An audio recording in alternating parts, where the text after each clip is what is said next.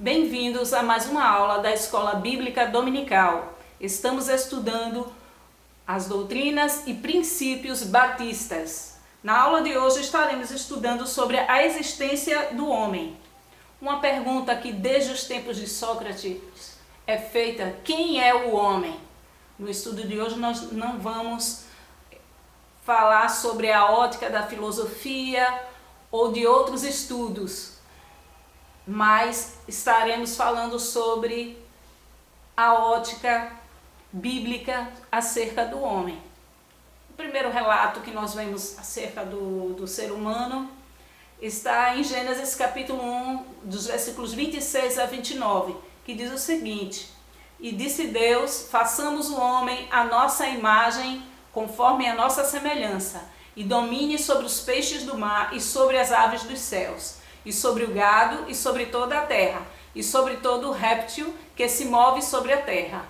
E criou Deus o homem à sua imagem, a imagem de Deus o criou, macho e fêmea os criou. E Deus os abençoou, e Deus lhe disse: frutificai e multiplicai-vos, e enchei a terra, e sujeitai-a, dominai-a sobre os peixes do mar, e sobre as aves dos céus, e sobre todo o animal que se move sobre a terra.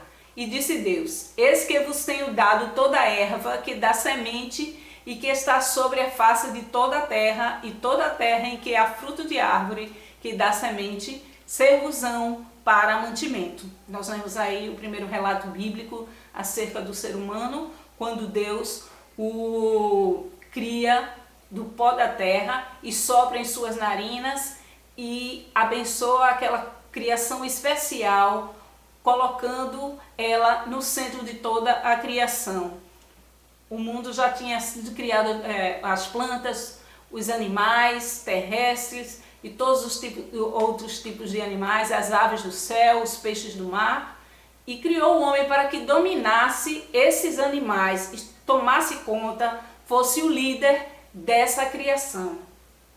Salmo 8, versículos de 4 a 8, vai falar o seguinte: que é o homem mortal para que te lembres dele, e o filho do homem para que o visites? Contudo, pouco menor o fizeste do que os anjos, e de glória e de honra o coroaste. Fazes com que ele tenha domínio sobre as obras das tuas mãos. Tudo puseste debaixo de seus pés. Todas as ovelhas e bois, assim como os animais do campo, as aves dos céus e os peixes do mar, e tudo que passa pelas veredas dos mares. Então a gente vê nesses versículos que Deus coloca o homem numa posição de liderança com relação a todas as outras criaturas, todas as obras da criação dele, e o cria um pouco menor do que os anjos. Um pouco menor do que os anjos, é o que a Bíblia nos diz, e que tudo esteja sobre o seu domínio. Nós vemos que qual seria a semelhança entre o homem e as outras criaturas de Deus? Deus, quando passa os dias da criação, cria os animais num contexto, num ambiente já formado, com os vegetais, com as plantas, com as árvores. E qual seria o destaque? Qual seria a semelhança entre o homem e as outras criaturas de Deus? Em Eclesiastes nós vemos 3, 19 e 20, diz o seguinte: como morre um, morre o outro. Todos têm o mesmo fôlego, e a vantagem dos homens sobre os animais não é nenhuma. Todos vão para um lugar, todos são pó e todos ao pó tornarão. Então nós vemos aí que a finitude da vida dos animais irracionais e do ser humano é a mesma. E eles são fisicamente iguais porque eles vão ter o mesmo destino físico. Ao morrerem, eles vão justamente chegar ao ponto de se tornarem pó. Tanto os animais irracionais quanto os animais, o animal racional, que é o ser humano, que é a criatura especial de Deus. Nós vemos que o homem é uma maravilha no meio de uma terra maravilhosa. Tem parte nela, toma parte dela, é criado da mesma substância, como a terra e os animais. O homem está sujeito às intempéries e às leis da natureza, pois depende do ar, da água e das demais substâncias necessárias e fundamentais à sua sobrevivência. Eles são idênticos. Morre a terra quando perde a fertilidade ou quando é maltratada pelo homem selvagemente. Torna-se inútil.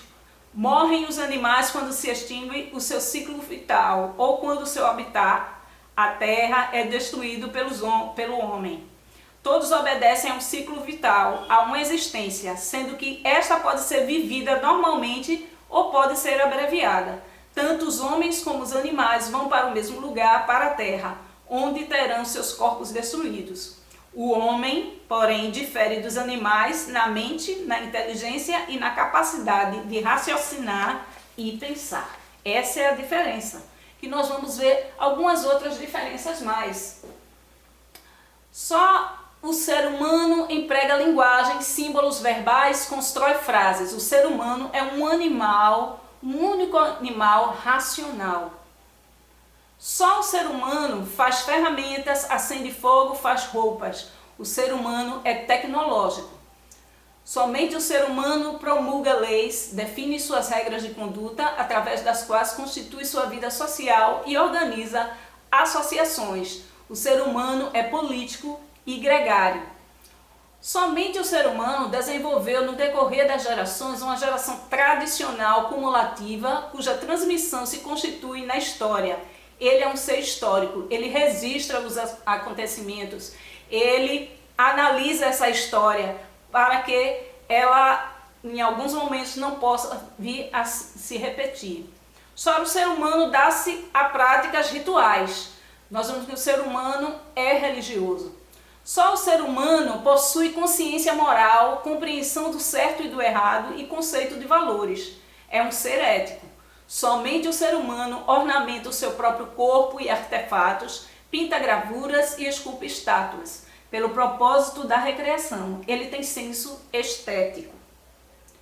Nós vemos aqui tudo isso sobre o ser humano, as suas diferenças e semelhanças com o animal irracional, o restante da criatura de Deus. Mas lembrando que o homem, o ser humano, é a criatura especial de Deus, a quem ele direcionou seu amor, seu cuidado e seu plano de redenção. Se você tem alguma crítica, pergunta, dúvida, aí está o meu contato, professora Arisaí Almeida, arisaialmeida@gmail.com. Entre em contato conosco. Que Deus possa nos abençoar.